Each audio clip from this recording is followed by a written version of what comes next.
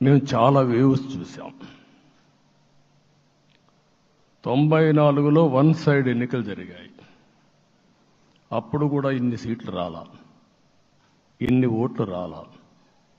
ఈరోజు మనం చూస్తే 175 సీట్లకు గాను 164 సీట్లు గెలిచాం. అంటే 11 సీట్లే ఓడిపోయాం. అంటే స్ట్రైకింగ్ రేట్ 93%.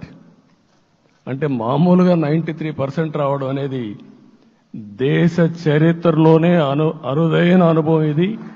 అలాంటి అనుభవం ఇక్కడ చూపించారు. ఓటింగ్ కూడా 57% ఓట్లు వేశారు. మనకు 50% ఓట్లు వేస్తే ఎక్కువ అనుకుంటాం. అలాంటిది 57%